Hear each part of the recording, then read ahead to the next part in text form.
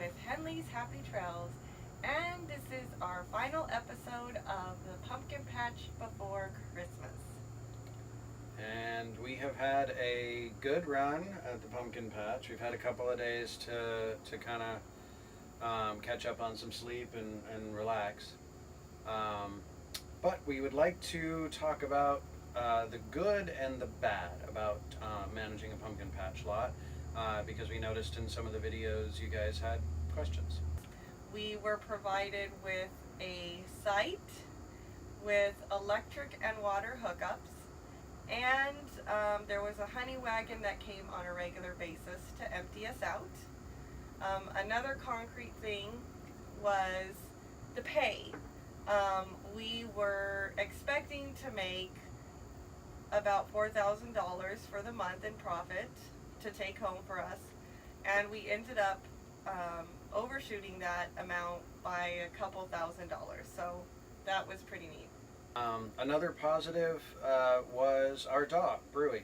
She's getting older, and it's not always enjoyable to have a job where you're working 9 to 5, 5 days a week or 40 or 50 hours a week, because she's stuck in the rig. Whereas in this job, she was able to kind of hang out with us outside for part of the day, usually at least half the day.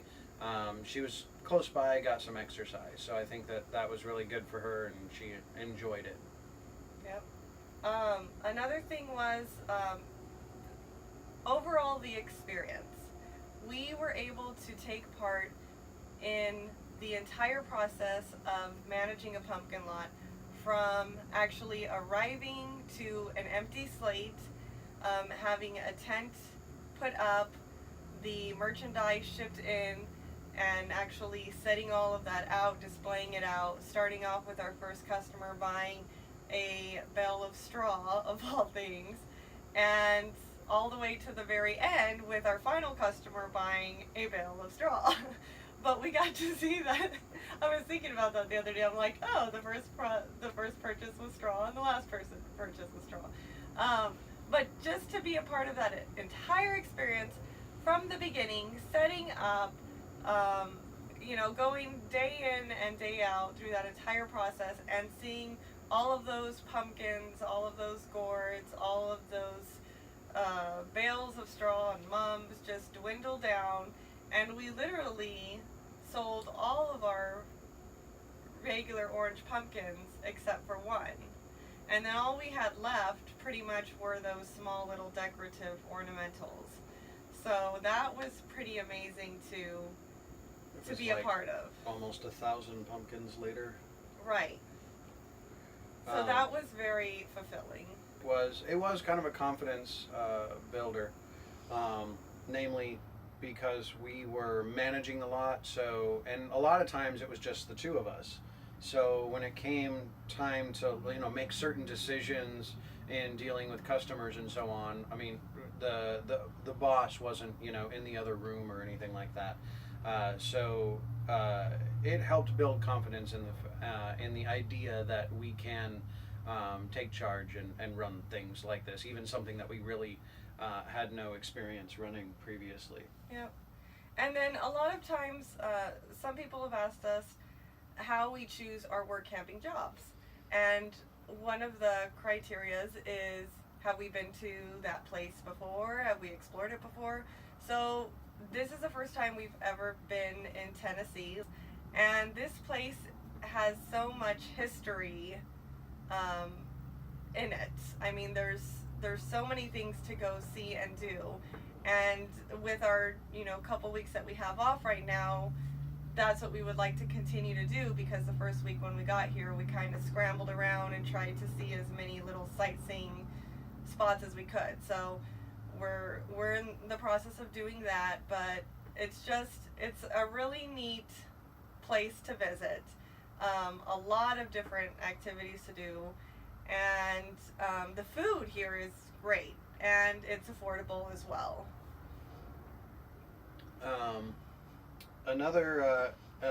Speaking of food, another good thing that managing a pumpkin patch lot does allow you to do Now the hours are long, however, you do have the freedom, especially during slow times, as opposed to, if you were working a job where you had to be there from a certain time, that's one thing. But here, if, one of you needs to rest for a little bit and it's slow, the RV's right here. If one of you needs to go get food, that's possible. If you need to do laundry, take some time out to do that. It's not a strict, you're here from this time to this time. There is some leeway there. So even though the days are long, you have a bit more freedom than your average work camping job. And I think that about covers it. yeah, Those are the great things about being a pumpkin. Are you gonna do the thumbs up too? Those are the 4 thumbs up things. Of being a pumpkin patch manager. Next, we're going to talk about the not so good things. Okay, so not so good things. I mentioned the hours. That is one of that's kind of a, like I said, it's not a 9 to 5 job where you're stuck there for X amount of hours. However, you are stuck on the lot, and it's 12-hour days, 7 days a week for over a month. So you certainly are, once pumpkin patch starts, you are not doing anything with the exception of running errands here and there, but stare at pumpkins and deal with the pumpkin patch lot literally every waking second of your life for the most part. That does wear on you. Yeah, and then speaking about where we're located, so this particular area, we are actually in a great big open field, and it's been relatively great. I mean, we have some traffic that's kind of here, but we're not like in a gated area. So me personally, I kind of feel uneasy sometimes because, I mean, people can just drive on up to the RV, and there's no like kind of security or anything like that. So I personally feel a little bit uneasy about that. And it does depend on what business you work for or where. I mean, we have some friends that do Christmas trees, and their lot gets a fence put up around the whole thing. And whereas here we're actually kind of off the road, and we're in our own location. Like, we have a spot, whereas there's 2 other lots here that are literally in parking lots. So imagine living in a strip mall's parking lot for a month. Right. So we haven't really had any theft of what we know of. There was one incident where one guy stole a pumpkin. Yeah, one guy stole a pumpkin. It was like really late at night, and it was like a group of, I don't know. It looked like it might have been teenagers or something. Yeah. I turned around, and the car pulled up. It was nighttime, and I was going to do something, and I turned around, and I see this guy with a pumpkin in his hand, just hauling towards his car, and then he quickly got in the car and peeled out and made off with a pumpkin. That I think that my pride was hurt a lot more than my pocketbook on that. But and then overall, the customers were great. I mean, that was one of the great experiences of doing this, and we like that we were a part of that holiday experience with many of these families. Unfortunately, we did have some customers that resulted in us having to put up a little sign that said, "All sales final, no refunds." Now, we understand that if somebody has to returns a pumpkin because there's molds, or it's just like rotting and they just left the lot and they came back and they noticed it. Okay, we understand that. But we had a couple of situations where do you want to say yeah, basically a person showed up after, apparently there's buyer's remorse for pumpkins. A guy, now we don't make the rule, obviously it's not our lot, we're contracted to work for somebody, so they make the rules as to whether there's refunds or how you deal with that. But this person came back and they said, "Well, it looks like we accidentally bought too many pumpkins, and I just want to give this one back to you and get my money back." And it kind of doesn't work that way. I had many questions, like how do you accidentally buy too many pumpkins? Like, did you get home and be like, oh, I guess I don't have 5 kids, I only have 4. I don't know how that works, but anyway. Well, we ended up realizing why a lot of businesses have these little signs that we think are ridiculous, because we ended up having to do that. And I could probably count on one hand, like, The awful customers. right. Well, yeah. And it wasn't even, it was kind of, in retrospect, it was silly. It was kind of funny. I mean, it just makes a funny story. Yeah. But I didn't realize that was something that we would deal with, somebody buying one too many pumpkins. We had an individual buy a pumpkin to eat and bring it back cut in half because it didn't look inside like they would have liked it to look inside when they cut it open. But So, I really think those were the only two yeah, returning things that we had. we did have some grumpy, rude people. I mean, if you think about it, though, I mean, these a lot of them were people that were just like bringing their kids because their kids kept begging them to come to a pumpkin patch lot, and then when they, were walking out and spending money they didn't want to spend, they were just taking it out on us. Right. Um, But that was so few, far, and in between. I mean, that's so rare. It was so rare. But we're talking about but the it does negative happen. thing, so that's why we Um, mentioned that. I would have to say that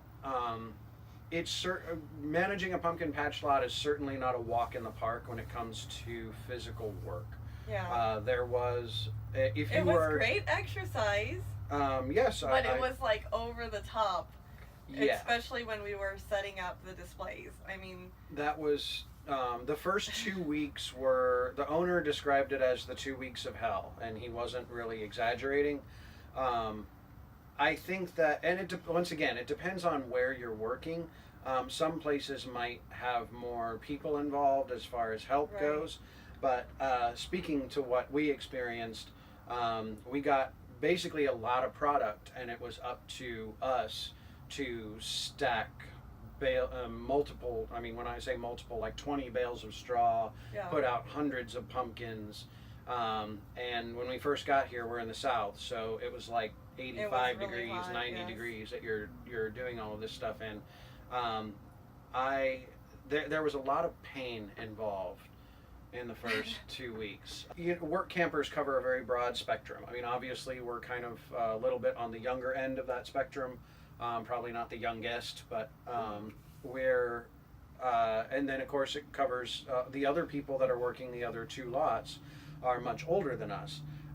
So if carrying 30-pound pumpkins repeatedly, or 25, 30-pound bales of hay repeatedly, or straw, is something that is going to break you, then it's not something that I would recommend, because it is certainly something that you will be doing. You do have to factor in certain things, such as you're given a site, you're given the electricity, you have so you have full hookups. Yeah. So if you factor all that in, and for some people, being 10 steps away from their RV and being able to work is a really big plus factor. Whereas if you were to work something like beet harvest, for example, you aren't as close to your rig. You don't have quite as much freedom, even though at the beet harvest, hour for hour, you would make more money. So I think we've discussed the negative things. Yeah. And maybe we should go into what we've learned. Okay. So, like, something that I've learned is the importance of shoes. Because we're in this lot, and we have a dirt ground as opposed to concrete like the other lots do, it gets really muddy here. So it was really important that we invested in boots. Just because tennis shoes are not the best thing to wear in certain weather conditions. Especially on a dirt lot. Right. And then another thing that we learned was food preparation. So we thought we were kind of into that safe spot of, okay, we'll just make sandwiches and we'll cook a quick meal for dinner and all of that. And like we said, 12-hour days, so it does get really exhausting.